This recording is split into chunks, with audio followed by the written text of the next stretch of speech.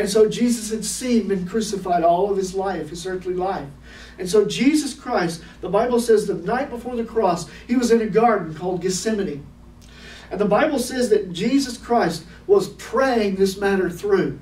That's how the kind of older folks used to say it. I got to pray this through. And that's what Jesus Christ was doing the night before the cross. And I try to tell people, don't think that Jesus Christ was simply some kind of spiritual robot on earth.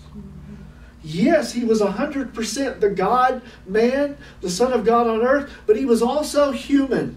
And the Bible says that he was tempted in every way like us. He understands suffering. Jesus was tired, the Bible says. Sometimes he was hungry, the Bible says. Jesus knew what it meant to suffer. And so Jesus Christ was not some spiritual robot who strode into the garden that night thinking, oh, I got this made, I'll die on the cross tomorrow. 3 days later, I'll rise from the dead, no big deal. Jesus Christ felt the weight of it on his shoulders that night in the garden. And not just the physical suffering that would happen.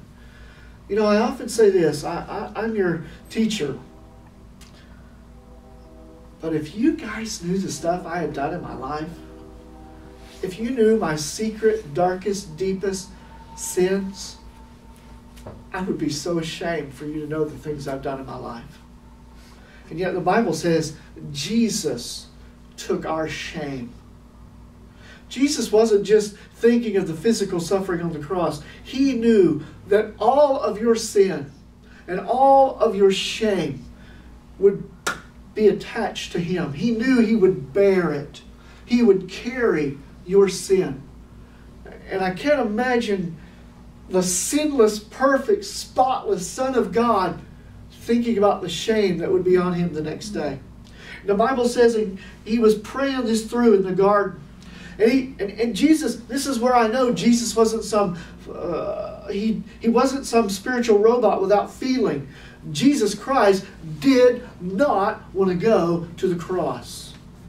And the reason I know, I always say this, there's no pretense in prayer. Yeah. I mean, you can maybe in a religious setting try to act real holy, but God knows your heart.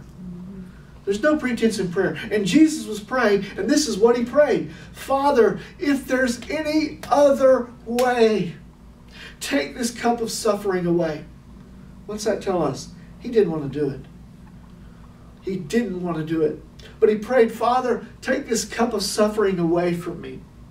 And he prayed to the Father. And the Bible says he prayed 3 times. Jesus told the disciples he was hurting. He was feeling the weight and pulling him down. And the Bible says he asked the disciples to pray with him, particularly Peter, James, and John, his closest friends. He asked them to come close to him in prayer, and they slept. They couldn't stay awake, and they just slept. And Jesus said to those disciples, he said, my soul is crushed under agony to the point of death. In other words, his soul that night was already suffering under the weight of what he was going to decide to do. And the Bible says he prayed that 3 times. Father, please, if there's any other way, take this cup of suffering away from me.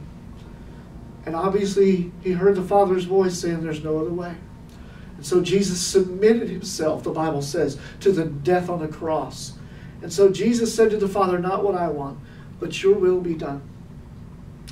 And so as Jesus was in this kind of agonizing prayer, the Bible says no blow had been struck of violence. The Bible says great drops of blood began to form on his forehead and drip from his forehead where he was praying. What is that?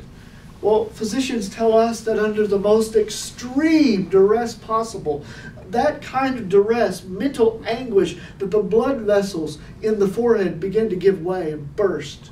And that's what was happening. That's the kind of agony and duress Jesus Christ was under before any Roman soldier ever did anything against him. And he began to drop great drops of blood that night. But Jesus said, yes, I'll drink this cup. And so the Bible says that even as he stood from that third prayer, that snaking across the Kidron Valley from Jerusalem with a line of torches, and Jesus could see the mob coming to arrest him. And as Jesus rose from that third prayer, he woke up his sleeping disciples, and he said to them, look, the men who have come to betray me they're coming, they're here. And they got there right as Jesus finished his prayer time that night. And they came and they arrested Jesus. And the Bible says, here's this meek Galilean carpenter. But the Bible says it was a mob. It was an entire detachment of soldiers with spears and swords. These guys had come armed to the teeth to arrest the meek Galilean carpenter. But they took Jesus into custody that night. And Peter, impetuous Peter, never one to be fearful. The Bible says that it's a detachment of soldiers. Peter took probably a very small sword, and he took it and he slashed away at one of those soldiers, and he actually struck the guy, probably ducked or whatever as Peter went around. And the Bible says he cut off the ear of a man named Malchus. He was actually a servant of one of the priests. And he cut off his ear. I just think about Malchus falling on the ground, clutching his ear, and the blood running out of his head. And in other words, Peter was ready to fight. Let's get out of this, Jesus. And Jesus said, Peter, put up your sword. Should I not drink the cup that the Father's given me? In other words, he made that decision fresh and new.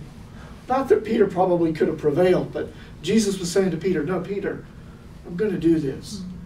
And then the Bible says that Jesus laid his hand on the side of Malchus's head and he healed his ear.